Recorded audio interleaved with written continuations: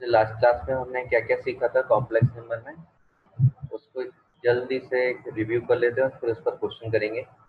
एक चीज हमने सीखी थी मॉडुलस, मॉडुलस कैलकुलेट करना। एंड सेकंड हमने सीखा था कॉन्जुगेट कैलकुलेट करना, conjugate of a complex number. जल्दी से देख लेते हैं क्या होता है। एक हम मॉडुलस के लिए क्वेश्चन लेते हैं, लाइक -3 + 4 आयोटा था, तो इसका मॉड ऑफ जेड कैलकुलेट करना है। तो मॉड ऑफ जेड ये क्या होता था, जो इसका रियल पार्ट है, मतलब बिना आयोटा वाला, इसका हम क्या करते थे, स्क्वायर करते थे। और जो आयोटा वाला पार्ट है केवल 4, उसमें आयोटा इंक्लूड नहीं करेंगे, उसका स्क्वायर करते थे। और पूरे का क्या ले लेते थे हम, स्क्वायर रूट। तो हमें क्या मिलता था, 2 का स्क्वायर 9, 16, देयरफॉर रूट 25। तो आंसर आ जाता था हमारा 5। मॉडुलस इस तरह हो जाता था। अब और कॉन्जुगेट में क्या करते थे, यदि हमें दिया है -3 + 4 आयोटा और हमें फाइंड करना है कॉन्जुगेट, तो इसका सिंबल क्या होता था, जेड बार। जैसे मॉडुलस का क्या होता है, ये 2 डंडे लगा देते हैं। जेड बार कैलकुलेट करने के लिए क्या करते थे, -3 + 4 आयोटा, इसका पूरे पे बार लगा दिया। और ये बार क्या करता था, जो आयोटा वाला टर्म है केवल उसका साइन चेंज कर देता था। यदि वो पॉजिटिव है तो उसको नेगेटिव बना देगा, और नेगेटिव है तो पॉजिटिव। ये हमारा आंसर हो जाएगा। तो ये मेनली 2 चीजें हमने सीखी थी, क्या क्या, मॉडुलस एंड कॉन्जुगेट।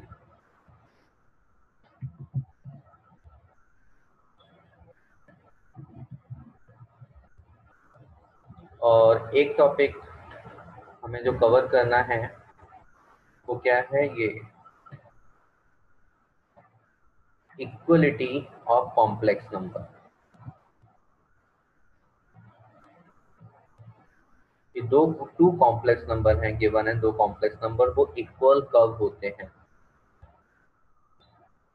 तो यदि हमें 2 कॉम्प्लेक्स नंबर गिवन है, एक कॉम्प्लेक्स नंबर ले लिया हमने Z1, वो हो गया a plus iota B, and दूसरा ले लिया हमने Z2 और उसमें बोल दिया c प्लस आयोटा डी। और हमें बाद में ऐसा बोला गया है कि Z1 is equal to Z2। ये दोनों कॉम्प्लेक्स नंबर क्या है, इक्वल हैं। तो Z1 का वैल्यू पुट करेंगे और Z2 का पुट करेंगे, तो a plus iota B is equal to c plus iota D. अब ये तभी पॉसिबल है जब ये जो बिना आयोटा वाला टर्म है बिना आयोटा वाले टर्म के इक्वल हो, मतलब दोनों रियल पार्ट इक्वल होने चाहिए, और साथ ही साथ दोनों इमेजिनरी पार्ट भी क्या होने चाहिए, इक्वल। मतलब ए और सी दोनों सेम होने चाहिए। तो यहाँ हम क्या कंक्लूड करेंगे, ये तभी पॉसिबल है जब ए और सी क्या हो, इक्वल हो, and second B and D both should be equal. इन दोनों को भी क्या होना चाहिए, इक्वल। तभी हम बोल सकते हैं कि 2 कॉम्प्लेक्स नंबर है, दोनों इक्वल है, अदरवाइज कभी नहीं बोलेंगे। मतलब सिंपल सी लैंग्वेज में हम बात करें कि यदि ये 2 + 3 आयोटा लिखा है तो Z2 को भी 2 + 3 आयोटा ही लिखना होगा, और कुछ नहीं लिख सकते। तो इक्वलिटी ऑफ कॉम्प्लेक्स नंबर समझ में आ गया। सिंपल चीज है, 2 चीजें कब इक्वल होंगी, जब रियल पार्ट के इक्वल, इमेजिनरी पार्ट के इक्वल। इमेजिनरी पार्ट क्या होता है, जिसमें आयोटा आता है। रियल पार्ट क्या होता है, जिसमें आयोटा नहीं आता है। इस पर हम कुछ क्वेश्चन करते हैं इक्वलिटी पर, ये क्वेश्चन इंपॉर्टेंट होते हैं।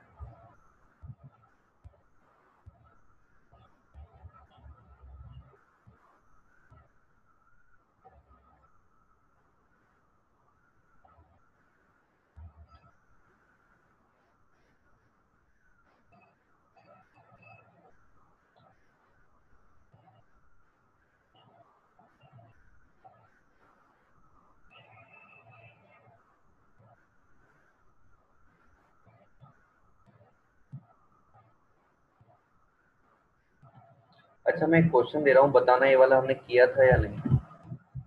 ये क्वेश्चन हम सॉल्व कर चुके हैं या नहीं।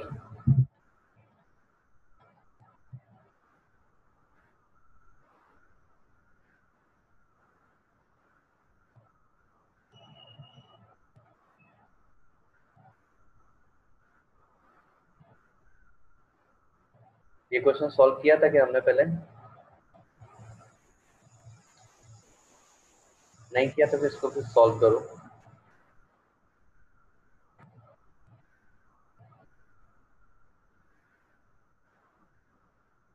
इसको सॉल्व कैसे करेंगे, पहले मल्टीप्लाई कर दो LHS में, और मल्टीप्लीकेशन के बाद जो भी आयोटा वाला टर्म होगा वो आरएचएस के आयोटा के इक्वल हो जाएगा, और एलएचएस में जो बिना आयोटा वाला टर्म होगा वो आरएचएस में बिना आयोटा वाले टर्म मतलब 4 के इक्वल हो जाएगा। आंसर फाइंड करो क्या आएगा।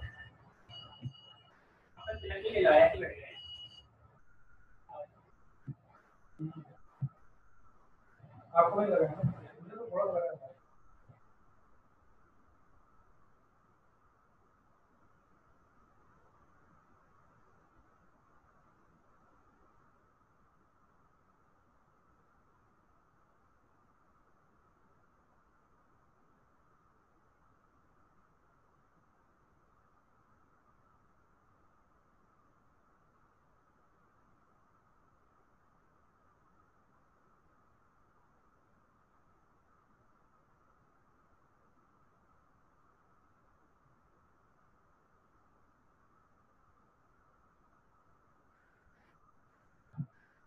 इस तरह से मैंने मल्टीप्लाई किया, और ये वाली ये आयोटा स्क्वायर है, ये क्या बन जाएगा, ये हमें दे देगा -1, जिससे ये माइनस और ये माइनस मिलके क्या बन जाएगा, प्लस। तो इसलिए हम उसको मैंने पहले लिख दिया।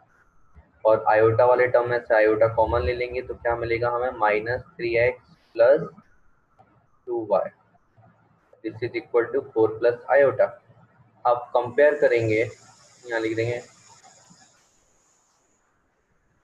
बाय कंपेयरिंग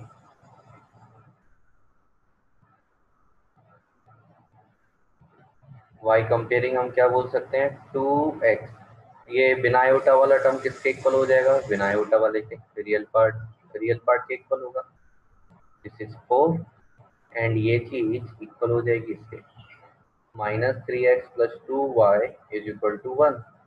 अब यहाँ पर एक 2 इक्वेशन दिख रही है, इसको इक्वेशन नंबर 1 बोल दो, इसको 2 बोल दो। अब इन इक्वेशन को सॉल्व करना तो सीखा है 9th और 10th क्लास में। जल्दी से बताओ x और y के वैल्यूज क्या होंगे।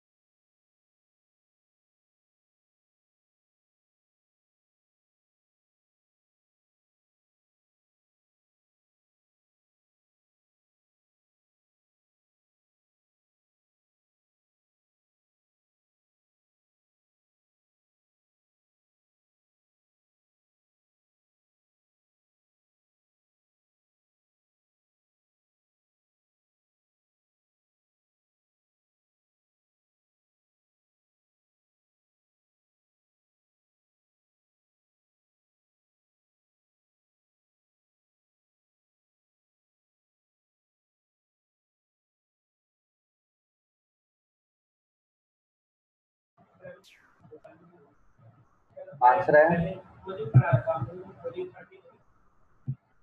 आंसर आया किसी का?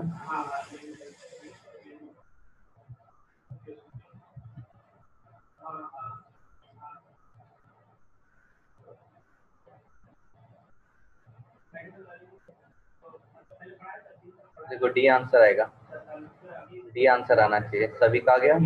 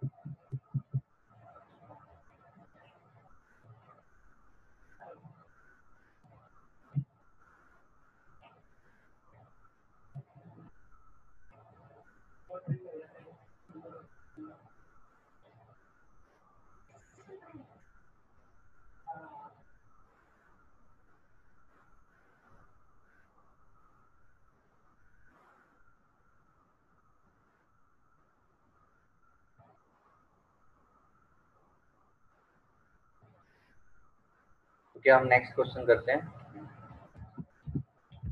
ये क्वेश्चन है, यहाँ आपको अगेन एक्स एंड वाई की वैल्यू कैलकुलेट करनी है। ट्राई कीजिए।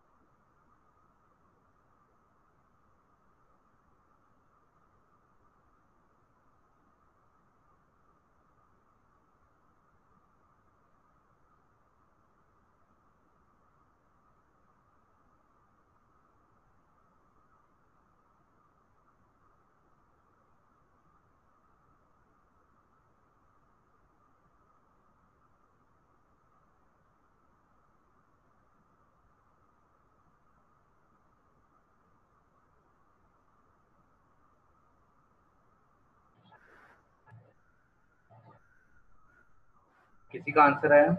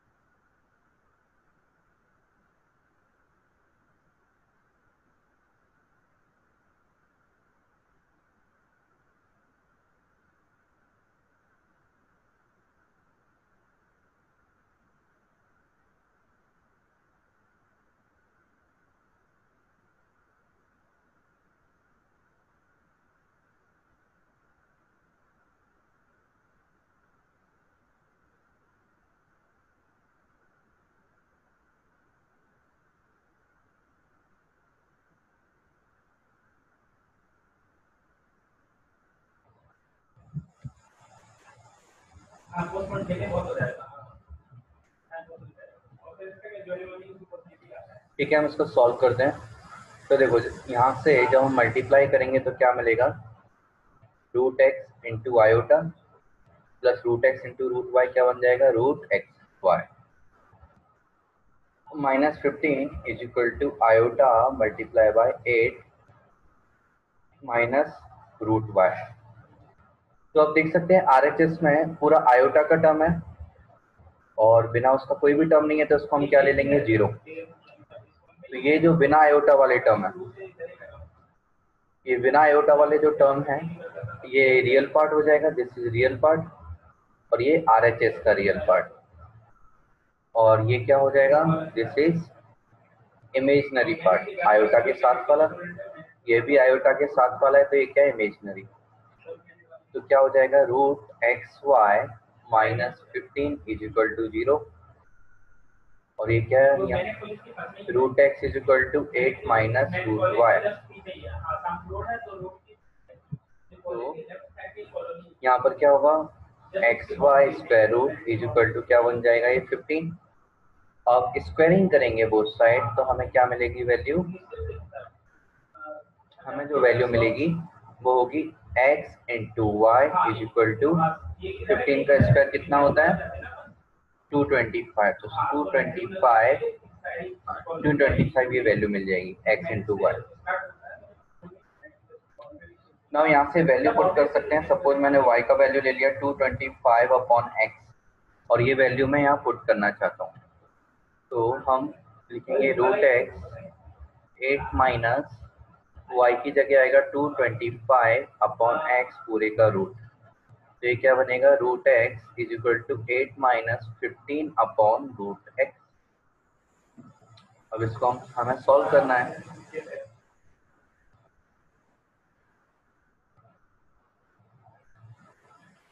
तो सॉल्व करने के लिए हम क्या करेंगे, एलसीएम लेंगे। तो ये एलसीएम आएगा और एलसीएम आने के बाद इधर आ जाएगा, तो root X into root X क्या बन जाएगा, एक्स बन जाएगा, और यहाँ पर आ जाएगा 8 रूट एक्स माइनस 15। अब इसको सॉल्व कैसे करेंगे, तो हम ना क्या कर लेते हैं, लेट कर लेते हैं, let root X is equal to T. तो ये यहाँ से x क्या बन जाएगा, T square is equal to 8t minus 15। अब जाना पहचाना लग रहा है हमें, इसको हम सॉल्व करते हैं। इसको इधर सॉल्व कर लेते हैं हम। तो सबको हम LHS में ले आते हैं, T square minus 8t minus 15, sorry plus 15 हो जाएगा इधर आकर, इज इक्वल टू 0। और मिडल टर्म स्प्लिट करेंगे, स्प्लिट करके क्या बनेगा, ये t minus 3 into T minus 5 is equal to 0।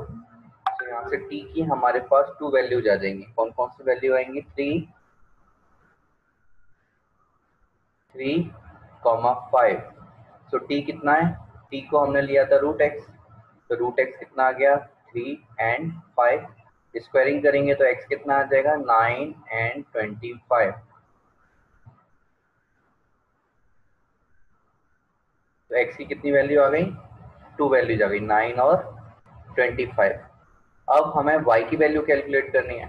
तो y की वैल्यू कैलकुलेट कहाँ से करेंगे, इसके लिए हम इक्वेशन ले लेते हैं, इक्वेशन 1 बोल देते हैं इसको। तो इक्वेशन 1 में हम वैल्यूज पुट करेंगे, यानी फ्रॉम इक्वेशन नंबर 1। वो इक्वेशन क्या थी, X Y is equal to 225। तो फर्स्ट पार्ट पहले ले लिया हमने, x की वैल्यू 9, तो y कितना मिल जाएगा यहाँ से, 225/9। 225 में 9 से डिवाइड करेंगे तो हमें कितना मिलेगा, 25 मिल जाएगा।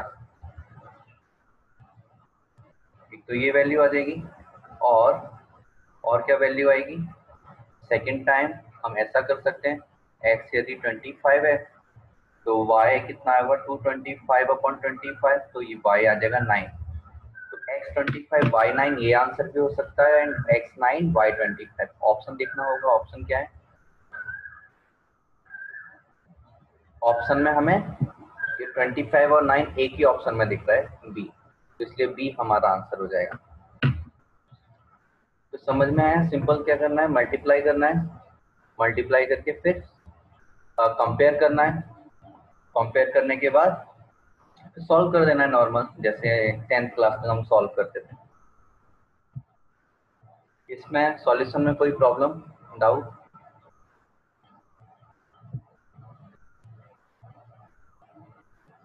समझ में आ गया सबको।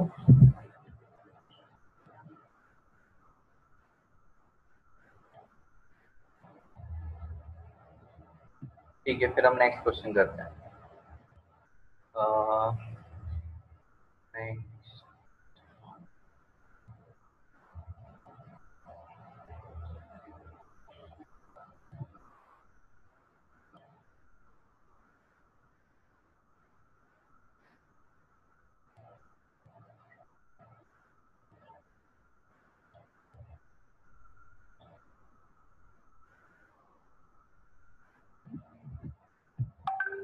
ये क्वेश्चन है, इसको सॉल्व कीजिए।